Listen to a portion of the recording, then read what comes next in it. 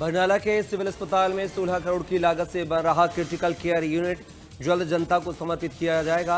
सांसद गुरमीत सिंह मीत हेयर ने यहां हो रहे निर्माण कार्य का जायजा लिया है। उन्होंने कहा है कि निर्माण कार्य जल्द पूरा होगा और इसे जनता के लिए समर्पित कर दिया जाएगा।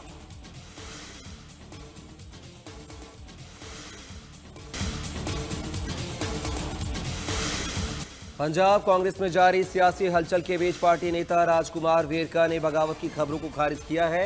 उन्होंने कहा है कि कांग्रेस के अंदर किसी भी तरह का विवाद नहीं और सभी नेता एकजुट हैं। वेरका ने बताया कि 2027 के विधानसभा चुनाव को लेकर पार्टी पूरी तैयारी में जुटी है। कांग्रेस प्रभारी भूपेश बघेल चंडीगढ़ पहुंच चुके हैं, जहां लगातार बैठकों का दौर जारी है। उन्होंने दावा किया है कि कांग्रेस एकजुट होकर चुनाव लड़ेगी और पंजाब में अपनी सरकार बनाएगी।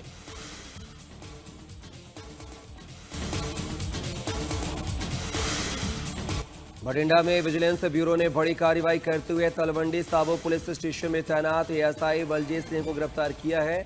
एएसआई को 20,000 रुपए की रिश्वत देते रंगे हाथों गिरफ्तार किया गया है। आरोप है कि एएसआई ने केस दर्ज करने के बदले एक व्यक्ति से 30,000 रुपए की मांग की थी, लेकिन सौदा 20,000 रुपए में तय हुआ। पीड़ित ने इसकी शिकायत बठिंडा विजिलेंस ब्यूरो में दर्ज कराई थी, जिसके बाद योजना बनाकर एएसआई को रंगे हाथों गिरफ्तार किया गया।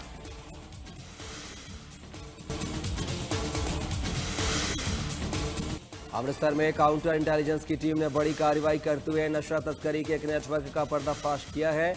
पुलिस ने 3 आरोपियों को गिरफ्तार कर उनके कब्जे से 25 किलो हेरोइन बरामद की है। शुरुआती जांच में सामने आया है कि आरोपी सीमा पार बैठे तस्कर के निर्देश पर काम कर रहे थे। ये पंजाब के अलग अलग जगहों से हेरोइन की खेप एकत्रित कर आगे सप्लाई करने का काम करते थे। इस मामले में अमृतसर थाने में एनडीपीएस एक्ट के तहत मामला दर्ज कर लिया है। साथ ही पुलिस पूरे नेटवर्क की जांच कर रही है।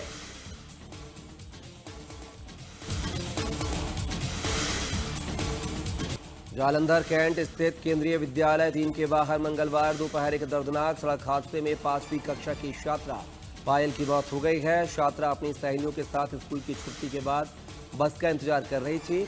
इसी दौरान वहां से गुजर रहे एक आर्मी ट्रक ने यू टर्न लेते समय उसे अपनी चपेट में ले लिया। हादसा इतना भयावह था कि ट्रक का पहिया छात्रा के सिर के ऊपर से गुजर गया, जिससे उसकी मौके पर ही मौत हो गई।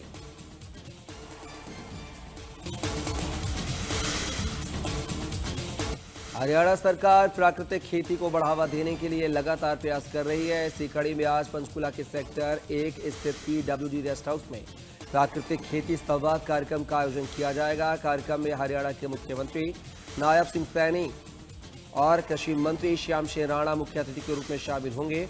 इस दौरान किसानों को प्राकृतिक खेती अपनाने के लिए प्रेरित किया जाएगा और इसके लाभों की विस्तार से जानकारी दी जाएगी। तो वहीं सीएम नायब सिंह सैनी के दौरे को लेकर स्थानीय प्रशासन ने सभी तैयारियां पूरी कर ली हैं और सुरक्षा व्यवस्था की चाक चौबंद कर दी है।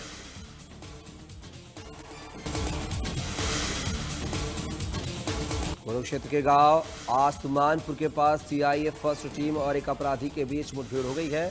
पुलिस कार्रवाई के दौरान अपराधी के पैर में गोली लगी है, जिससे वो घायल हो गया है, जिसके बाद उसे घायल अवस्था में कुरुक्षेत्र के एलएनजेपी अस्पताल में भर्ती कराया गया है, जहां उसका इलाज जारी है। फिलहाल मामले में पुलिस जांच कर रही है। उत्तर प्रदेश के मुख्यमंत्री योगी आदित्यनाथ आज वाराणसी के दौरे पर रहेंगे। इस दौरान सीएम योगी पंडित दीनदयाल हस्तकला संकुल में मुख्यमंत्री शिक्षक कैशलेस चिकित्सा योजना का शुभारंभ करेंगे। योजना लागू होने के बाद प्रदेश के करीब 12 लाख शिक्षकों और उनके परिवारों को 5 लाख रुपए तक की कैशलेस इलाज सुविधा मिलेगी। इसमें शिक्षक, शिक्षा मित्र, अनुदेशक, रसोईया और कस्तूरबा विद्यालयों के पात्र कर्मी शामिल होंगे।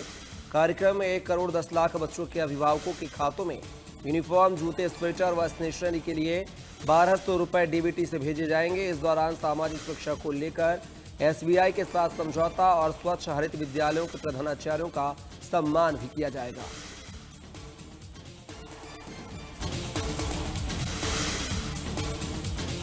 यूपी बीजेपी अध्यक्ष पंकज चौधरी आज सोनभद्र के दौरे पर रहेंगे। इस दौरान वह रॉबर्टगंज स्थित बीजेपी जिला कार्यालय में जनप्रतिनिधियों और वरिष्ठ कार्यकर्ताओं और जिला कार्य समिति की बैठकों में हिस्सा लेंगे। इसके बाद सर्किट हाउस लोढ़ी में मीडिया से संवाद करेंगे। अपने दौरे के दौरान वह सलखन स्थित फॉसिल्स पार्क में वृक्षारोपण भी करेंगे। वहीं शाम को होटल शुभ श्री में आयोजित प्रबुद्धजन संवाद कार्यक्रम में शामिल होकर कार्यकर्ताओं और बुद्धिजीवियों को संबोधित करेंगे।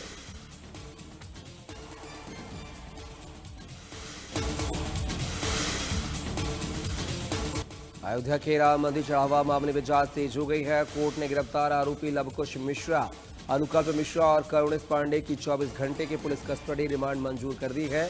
आज सुबह 10 बजे से पुलिस तीनों से आमने सामने पूछताछ करेगी और उन्हें उनके ठिकानों पर ले जाकर साक्ष्य जुटाने में कार्रवाई करेगी। इस बीच एसआईटी की अंतरिम रिपोर्ट में 6 लोगों की प्रथम दृष्टया संलिप्तता और सुरक्षा व्यवस्था में गंभीर लापरवाही की बात सामने आई है। पुलिस अनुकल्प मिश्रा की हाल में खरीदी गई संपत्तियों की भी जांच कर रही है। पुलिस उसके नए घर और गाड़ी को लेकर भी पूछताछ करेगी। जरूरत पड़ने पर इन स्थानों की तलाशी भी ली जाएगी।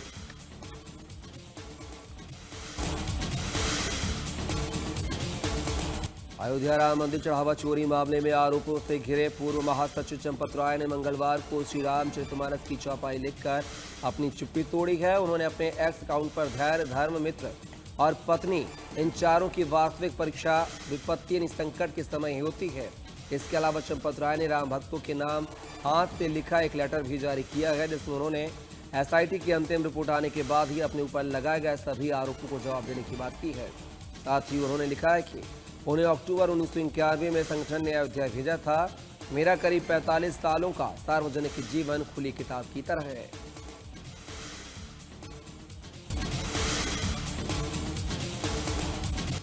मिर्जापुर जिम धर्मांतरण मामले में प्रशासन ने गैंगस्टर एक्ट के तहत बड़ी कार्रवाई करते हुए मुख्य आरोपी इमरान खान की संपत्तियों की कुर्की की है। आरोपी की बरौंधा स्थित 2 मकानों को कुर्क किया गया है, जिसकी कीमत करोड़ों में बताई जा रही है। ये कार्रवाई सीएम योगी आदित्यनाथ के आगमन से ठीक पहले हुई है।